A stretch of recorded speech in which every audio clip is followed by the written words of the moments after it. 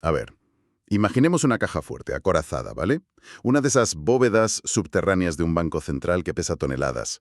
De las que parecen indestructibles. Exacto. De las que llevan 20 años ahí, a la vista de todos. La han revisado los mejores ingenieros de seguridad del mundo. Le han tirado explosivos, han usado taladros de punta de diamante para intentar encontrar una sola grieta en la aleación. Y nada. Nada, ni un rasguño. Han medido la temperatura, las vibraciones y está absolutamente intacta. Claro. Y de repente llega alguien, la observa en absoluto silencio durante 3 segundos, le da un leve golpecito con un lápiz en un punto minúsculo de una bisagra súper específica y la puerta de acero de 10 toneladas simplemente se abre de par en par. Ostras. Y lo verdaderamente escalofriante de esa imagen es que ese alguien, en este caso, no es humano. No, No ha necesitado fuerza bruta sostenida ni años de ensayo y error empírico. Simplemente ha comprendido la lógica matemática, las tolerancias físicas y la estructura interna de esa caja fuerte a un nivel muchísimo más profundo que la persona que la diseñó originalmente. totalmente. Ha visto la ruta de menor resistencia que todos los demás pasaron por alto. Y eso es exactamente lo que nos reúne hoy en este análisis exhaustivo. Hoy tenemos una misión crítica. Así es. Vamos a desglosar un documento interno, un informe que fue publicado por el equipo rojo de Anthropic el 7 de abril de 2026. Un documento que...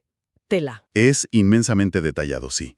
Trata sobre las asombrosas capacidades de ciberseguridad de su nuevo modelo, el Cloud Mythos Preview.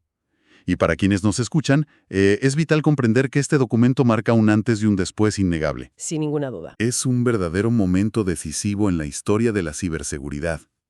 Lo es, lo es. A ver, hasta hace muy poco la industria utilizaba la inteligencia artificial para auditar código fuente, para encontrar posibles puntos débiles o, bueno, sugerir parches de seguridad. Era una herramienta de asistencia glorificada, básicamente. Eso es.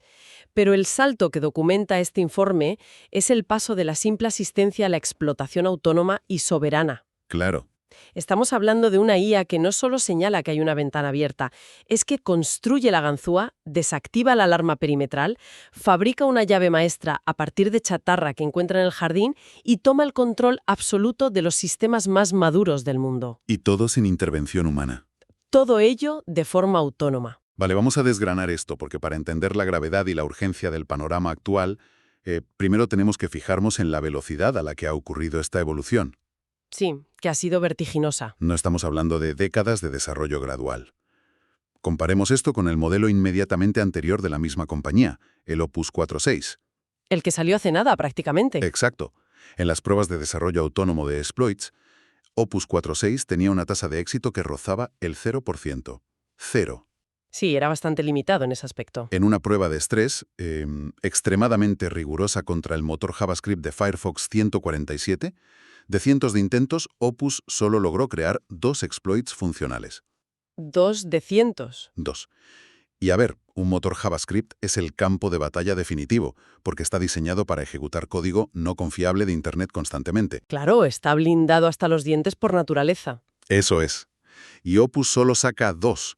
Es que era un modelo con buena intuición para encontrar fallos teóricos, pero pésimo para encadenarlos en una secuencia de ataque real y operativa. Ya. Pero luego llega Mythos Preview. Ante esa misma prueba exacta en el motor de Firefox, Mythos logró 181 exploits funcionales. Madre mía. De 2 a 181. Y no solo eso, obtuvo el control total de los registros del procesador en 29 ocasiones adicionales.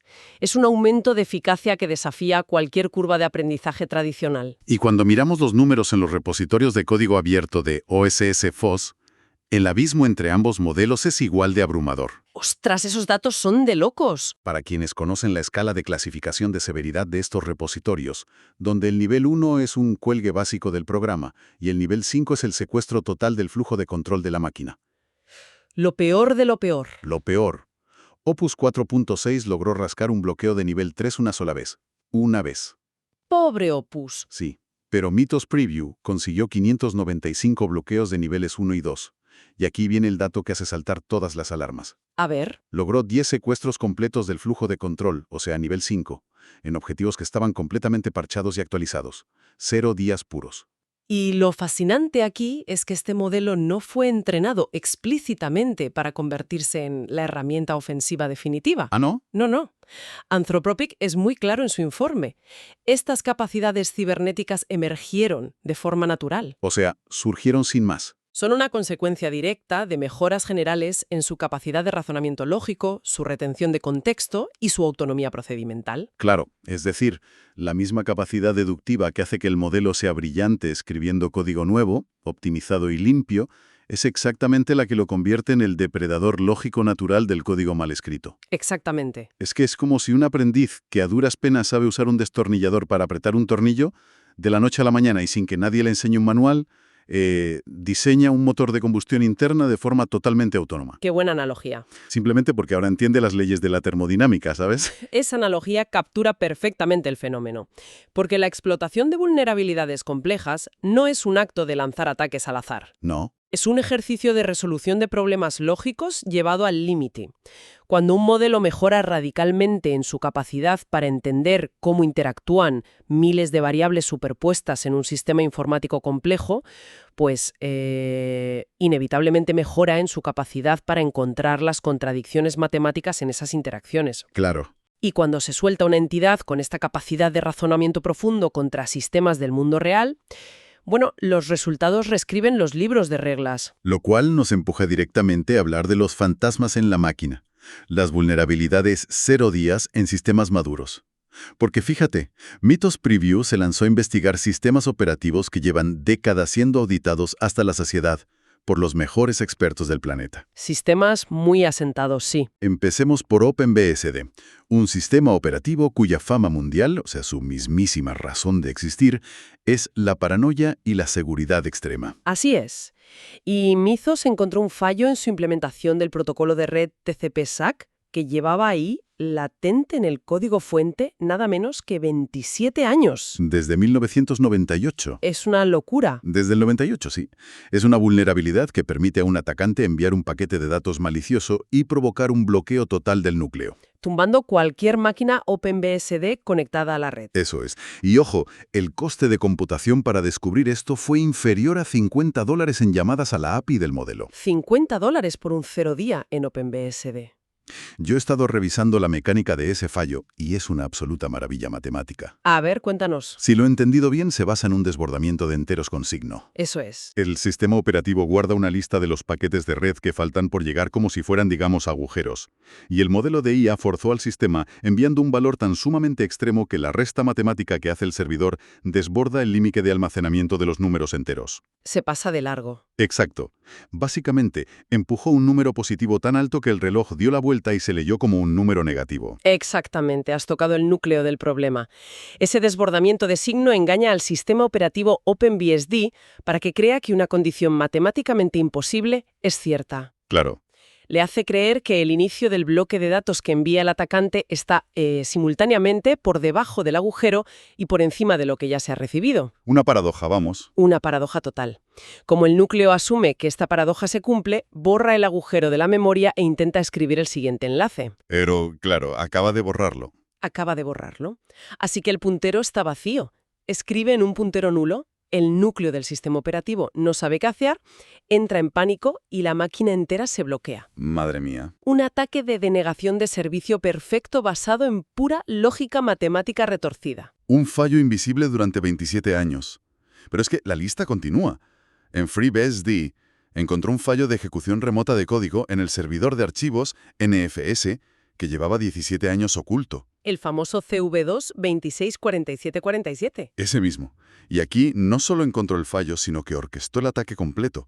Al leer el informe, yo estaba fascinado viendo cómo el modelo se dio cuenta de que a ese código específico le faltaban defensas básicas. Sí, se dio cuenta enseguida. Vio que una variable estaba declarada como una matriz de números enteros en lugar de caracteres. Y de ahí dedujo de inmediato que el compilador, al empaquetar el programa, no habría colocado un canario de seguridad en la memoria. Un detalle mínimo. Mínimo. Pero como no había ese valor aleatorio de guardia para detectar desbordamientos, la vía estaba completamente despejada. Esa capacidad de deducción de segundo y tercer orden es lo asombroso aquí. El modelo no solo lee el código, es que entiende las decisiones que tomará el software que compila ese código. Va 3 pasos por delante. Totalmente. Y una vez que supo que podía desbordar la memoria sin hacer saltar las alarmas, ejecutó una maniobra brillantísima. Como el espacio que tenía en la memoria para inyectar datos era muy limitado, pues no podía meter su propio código malicioso de golpe. No cabía. Así que recurrió a una cadena ROP. Sí, sí. Y me encanta cómo funciona una cadena ROP mecánicamente. O sea, como el sistema no le dejaba inyectar código nuevo, el modelo rastreó la memoria del servidor buscando pedazos de código legítimo que ya estaban allí. Los gadgets. Pequeñísimos fragmentos inconexos llamados gadgets. Exacto. Encontró 20 de estos recortes y los cosió en un orden específico, como si estuviera armando una carta de secuestro con letras recortadas de un periódico. Tal cual. Todo para crear su propia puerta trasera. Y como seguía siendo demasiado grande para un solo envío, lo empaquetó en 6 paquetes de red separados. Enviados en una secuencia temporal perfecta. Exacto, para añadir su propia clave pública y obtener acceso de superusuarios sin requerir contraseña. ¿Es alucinante? Y no olvidemos FFFPEG, Ostras, esa es otra. la librería de procesamiento de vídeo que utiliza, prácticamente toda la infraestructura audiovisual de Internet. 16 años de antigüedad tenía ese código. Casi nada. Mifitos localizó una vulnerabilidad en la decodificación de vídeo H.264. El modelo vio que un valor de seguridad se iniciaba en -1 y entendió de inmediato que bajo ciertas condiciones de memoria, ese -1 se convertiría en un 65.535 positivo. Permitiendo al atacante leer información confidencial fuera de los límites asignados, claro. De nuevo, pura inferencia lógica. Espera. Aquí tengo que plantear un punto crítico, hacer un poco de abogado del diablo. Dime. Analizando todo esto, me surge una duda razonable. A ver, sistemas como FreeBSD o FFmpeg son infraestructuras críticas. Sí, desde luego. Llevan más de 2 décadas sometidos a FODDers. Ya sabes, estas herramientas automatizadas que bombardean el código con millones de datos aleatorios por segundo para ver si algo cruje. Sí, continuamente. Y tienen a miles de ingenieros humanos revisándolos. Entonces, ¿cómo es posible que un modelo de lenguaje encuentre fallos de 1998 hoy? O sea, ¿qué diablos está viendo la IA que los humanos y los scripts de fuerza bruta han pasado por alto durante 20 años? Pues mira, es la pregunta central de todo este paradigma. La diferencia fundamental radica en la intencionalidad algorítmica frente a la pura aleatoriedad. A ver. Someter un código a un fodder es como vendarle los ojos a alguien, meterlo en un laberinto gigante y decirle que empiece a lanzar dardos en todas direcciones con la esperanza de que uno acierte en el interruptor secreto que abre la salida. Ya, estadística ciega. Exacto. Tarde o temprano puede que acierte, pero es eso, estadística ciega. Los fuzzers son inútiles para llegar a partes profundas del código que requieren un estado muy específico, contraseñas lógicas o una secuencia de pasos exacta para activarse. Claro, el phaser se choca contra la primera pared del laberinto 1000 veces y no pasa de ahí. Exacto, no avanza. Pero el modelo de lenguaje de frontera no lanza dardos a ciegas. El modelo mira el plano arquitectónico del laberinto desde una vista de pájaro. Lo ve todo desde arriba. Lee el código de forma semántica, como literatura. Comprende la intención original del programador. Ve ese -1 en FMPEG y proyecta mentalmente todas las ramificaciones de esa variable a lo largo del ciclo de vida del programa. Brutal. No está adivinando dónde se va a romper el programa, es que está deduciendo matemáticamente la fractura inevitable. Porque encontrar un fallo aislado con esa vista de pájaro es un descubrimiento científico, vale. Pero cuando el informe detalla cómo Mythos Preview combina múltiples fallos aparentemente menores y los encadena, eso, amiga mía, eso es sofisticación de grado militar. Es una pasada, sí. Tomemos como ejemplo el núcleo de Linux y la defensa KSLR. Para los que nos escuchan, defensas como KSLR se diseñaron con la premisa de crear fricción. Cada vez que arranca el sistema, KSLR baraja todos los componentes críticos en la memoria. ¿Como una baraja de cartas? Exacto. De este modo, aunque el atacante logre colarse, está ciego, no sabe dónde están las llaves del reino, porque han cambiado de sitio. Así es. Para un analista humano, o incluso para un equipo entero de hackers, vencer a KSLR requiere un esfuerzo titánico. Es muy pesado. Tienes que encontrar una primera vulnerabilidad solo para poder leer la memoria y calcular dónde han caído las piezas tras la barajada. Luego necesitas un segundo fallo distinto para poder escribir en esa ubicación recién descubierta. Claro. Es un proceso extremadamente tedioso, manual y propenso a errores que puede llevar semanas de frustración. Pero a un modelo de IA no le importa el tedio, no se cansa. En las pruebas de Anthropic contra el núcleo de Linux, Mythos orquestó una cadena de 4 vulnerabilidades distintas en tiempo récord. ¡Madre mía! O sea, primero usó un fallo de lectura para vencer la aleatorización de KSLR y ubicarse en el mapa de memoria. ¿Vale? Luego usó un segundo fallo para leer una estructura de datos específica. Un tercero para escribir maliciosamente en un objeto de memoria que ya había sido descartado. ¡Ostras! Y remató la jugada inundando la memoria con un cuarto ataque de Hyperspray para asegurar que su código se ejecutara, y así conseguir privilegios de administrador, acceso root. Es una sincronización tan milimétrica que asusta. Parece una película de atracos en plan, necesito que el guardia mire a la izquierda a las 3:02, que el semáforo cambie a rojo y que un pájaro se pose en la cámara. Es tal cual. Y si conectamos esto con el panorama general, lo que este modelo ha hecho trizas es la doctrina de la seguridad por oscuridad o por tedio. Totalmente. También lo demostró en los navegadores web. El informe documenta cómo logró crear ataques extremadamente complejos dentro de la compilación Just in Time, o JIT. Los navegadores usan JIT para traducir JavaScript a código de máquina sobre la marcha, ¿no? Logró ocultar su carga maliciosa dentro de los patrones de memoria predecibles de ese compilador rápido, logrando escapar no solo de la jaula de arena del propio navegador, sino también de los controles del sistema operativo. Ya no hay barreras. No, un usuario simplemente visitaría una página web y el equipo quedaría comprometido por completo a nivel de sistema. Es la coreografía del caos perfecto. Pero si me preguntas cuál fue la obra maestra técnica de todo el informe, yo me quedo con el ataque al filtro de red IPsec en Linux. Uf, ese fue increíble. Era un NDAY, una vulnerabilidad conocida pero ignorada, porque el fallo original solo permitía al atacante escribir un único bit fuera de su límite de memoria. Un solo bit. Un mísero bit, un 1 o un 0. Cuando lo leí pensé, ¿cómo conviertes la alteración de un solo bit en el control absoluto y total de un servidor entero? Pues fue una exhibición de maestría sobre cómo funcionan las entrañas del ordenador. El modelo reconoció que cambiar un bit al azar no servía de nada. Necesitaba cambiar un bit en un lugar crítico. Claro. Y para ello tuvo que manipular el algoritmo que asigna la memoria RAM del sistema. De forma completamente autónoma, la IA empezó a fragmentar la memoria del núcleo, abriendo y cerrando conexiones de red meticulosamente para obligar al sistema operativo a colocar un mapa de bits de red en un hueco muy específico. Jugando al Tetris con la memoria. Eso es. Lo forzó a que quedara físicamente adyacente, justo pared con pared, a una tabla de páginas del sistema. Y para quienes nos escuchan, las tablas de páginas son los porteros de discoteca del sistema operativo. Son las que dictan qué archivos se pueden leer y cuáles se pueden escribir y modificar. Exactamente, los porteros. Y una vez que la IA logró colocar su variable inofensiva justo al lado de ese portero de discoteca en el vasto océano de la memoria RAM, disparó el fallo.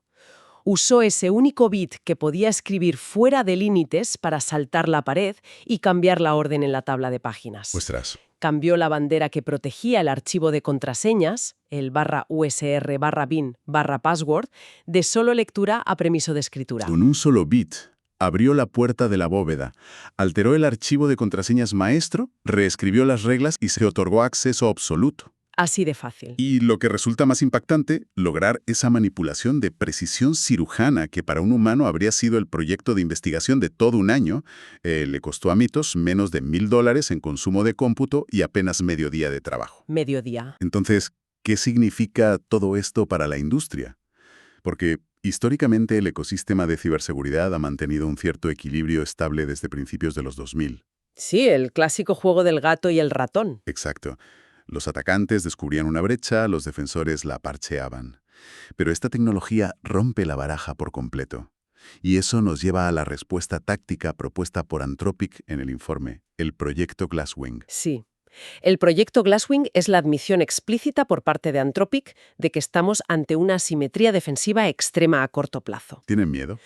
Bueno, han determinado que las capacidades ofensivas de Mythos Preview son demasiado potentes y autónomas. Por este motivo, han decidido no lanzar este modelo al público general. Me parece lógico. Lo van a restringir de forma exclusiva a socios institucionales críticos y a los desarrolladores de los proyectos de código abierto más importantes del mundo. Para darles ventaja, ¿no? Ese es el objetivo. Proporcionar a los equipos de defensa una ventana temporal de ventaja para descubrir y parchar vulnerabilidades estructurales antes de que estas capacidades ineludiblemente se democraticen y caigan en manos de actores hostiles. Porque la realidad y el informe no se anda con rodeos en este punto, es que el concepto tradicional de tiempo de parcheo está muerto. Completamente muerto. Antes, cuando se publicaba la información de un fallo conocido en una base de datos pública, las empresas sabían que tenían una ventana de semanas para aplicar la actualización. Claro, transformar ese fallo teórico en un exploit funcional requería mucho trabajo humano. Eso es. Ahora la IA puede leer el informe público por la mañana y generar un arma cibernética empaquetada e infalible para la hora de comer. Es que el tiempo de reacción humano ya no es suficiente. Por eso las recomendaciones inmediatas del proyecto Glasswing insisten en acortar drásticamente los ciclos de parcheo hacia la automatización total. Automatizar o morir. Básicamente. Pero la recomendación más vital es que los equipos de respuesta a incidentes deben integrar modelos de IA de frontera hoy mismo en sus operaciones defensivas.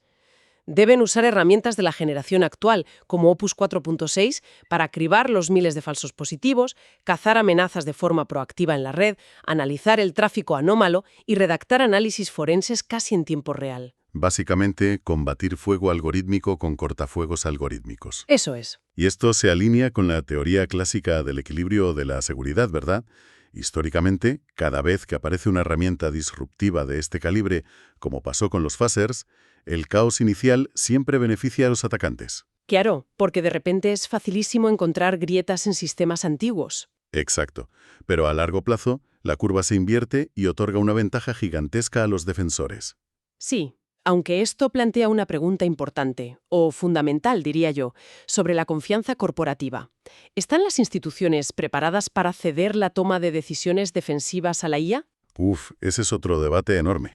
Porque para alcanzar esa ventaja a largo plazo, la IA defensiva tendrá que estar auditando el código de los desarrolladores en tiempo real, corrigiendo las vulnerabilidades lógicas antes siquiera de que el software termine de compilarse. Y mucho antes de que se despliegue al mundo. Exacto. El objetivo final es que el código nazca inmunizado. Es una carrera contrarreloj monumental para alcanzar ese nuevo equilibrio defensivo a largo plazo, intentando que la infraestructura digital del mundo no colapse durante la transición. Sí, no va a ser fácil. Lo que hemos desgranado en este análisis exhaustivo es la evidencia empírica de que esa transición turbulenta ya es una realidad innegable.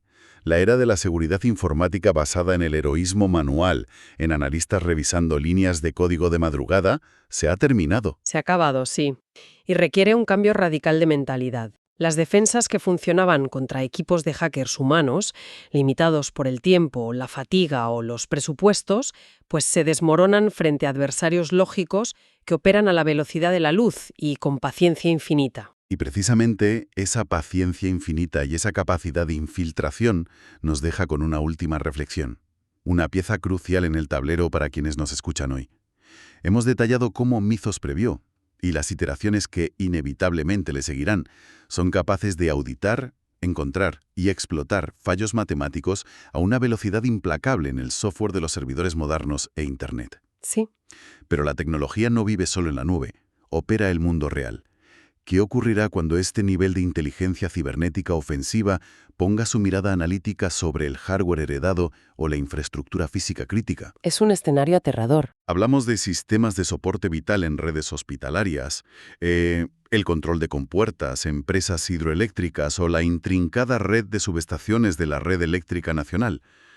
Gran parte de estos sistemas operan con arquitecturas de hace 40 años, códigos profundamente enraizados que en muchos casos literalmente no tienen la capacidad física para recibir un parche de seguridad de forma remota. ¿No pueden actualizarse así como así? Claro. Si una inteligencia artificial es capaz de diseccionar la lógica y encontrar una fisura de un solo bit en los sistemas más modernos y auditados del planeta, la pregunta es, ¿será este avance tecnológico la chispa que obligue paradójicamente a tener que dar un paso atrás y desconectar físicamente de la red global las infraestructuras críticas que mantienen la sociedad a flote? Es muy posible. Porque si la caja fuerte inteligente es vulnerable a un golpecito de lápiz, tal vez la única solución que nos quede sea enterrarla bajo tierra y cortar todos los cables. Es algo sobre lo que todos deberíamos meditar profundamente en los próximos meses.